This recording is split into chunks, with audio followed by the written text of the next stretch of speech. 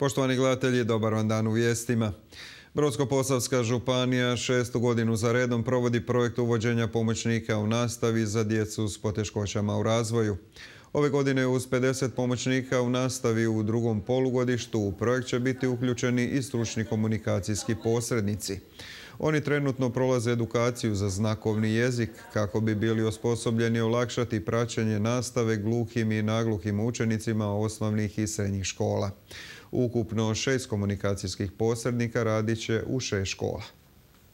Iz godine u godinu u našim školama postoji veliki broj učenika kojima je ta pomoć doista potrebna, a mi želimo ujednačiti mogućnosti svoj djeci, posebice djeci s teškoćama, angažiranjem i pomoćnika u nastavi i stručnih komunikacijskih posrednika. Stručni komunikacijski posrednik čini most između gluhog i čujućeg svijeta i spaja ta dva svijeta i čini pravu inkluziju.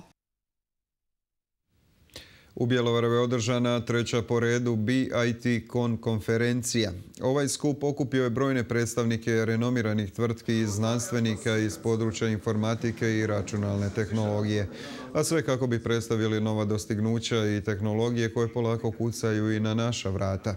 Veleučilište u Bjelovaru glavni je organizator konferencije, a sve uz podršku grada Bjelovara i Tehnološkog parka Bjelovar. Konferencija je podijeljena na dva dijela, jedan je tech dio, jedan je IT dio, znači svako će naći nešto od sebe i ove godine bilježi rekordnih 300 sudionika. Znači zaista ako nastavimo ovako eksponencijalno rasti imat ćemo problem kud smjestiti sve te silne zainteresirane ljude za ove teme i pozvane predavače. Grad Bjelovar ima jednu veliku želju, dakle da postane IT grad, da postane grad u kojem će jednu snažnu kariku bjelovarskog gospodarstva, novog modernog bjelovarskog gospodarstva 21. stoljeća činiti upravo IT sektor. Vjerujem da ima već preko 300 ljudi koji rade upravo IT sektor u gradu Bjelovaru. U budućnosti zbog našeg veleučilišta, sve ono što pruža veleučilište i kadrove koji će izlaziti sa računalstva mehatronike, će sigurno taj broj se rapidno povećavati sljedećih nekoliko godina. U Starim Perkovcima ove nedjelje bilo posebno svečano i veselo. Najstariji Perkovčanin Tomo Zmajić proslavio je 100. rođendan. Fešta je bila u društvenom domu uz tamburaše i čikatomine najbliže sinove, kćeri, unučad i praunučad, te brojne prijatelje i njegove Perkovčane.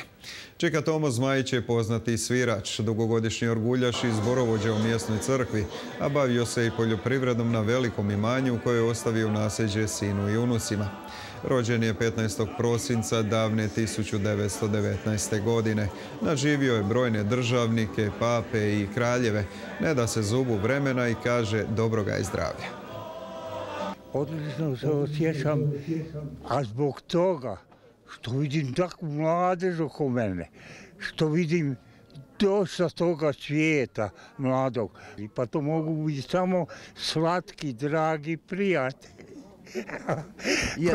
kojima sam ja zahvalan što su oni došli da veličaju to moje slavlje, jel tako? Trebao bi zubara, pa trebao bi i ovoga majstora za uši i te stvari, pa fale mi zubi i tako. Ali to ja nekako nadoknadim i tako.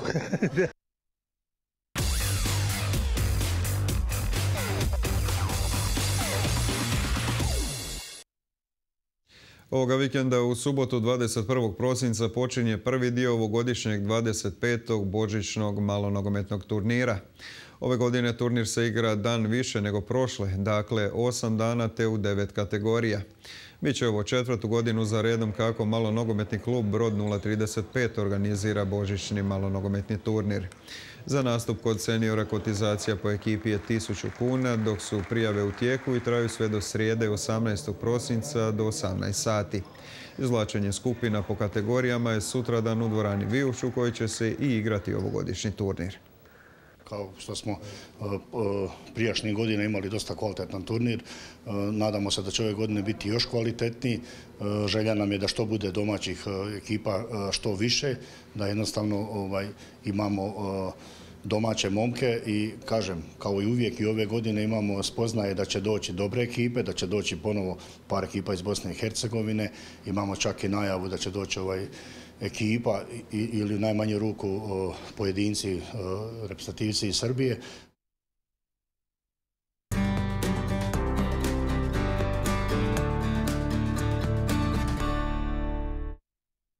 Do kraja dana očekuje nas djelomice sunčano vrijeme. Puhaće umjeren jugozapadni vjetar. Iznad prosječno toplo uz najvišu temperaturu između 12 i 14 Celzijevih stupnjeva. Toliko u ovom pregledu vijesti. Hvala vam za pozornost i lijep vam pozdrav.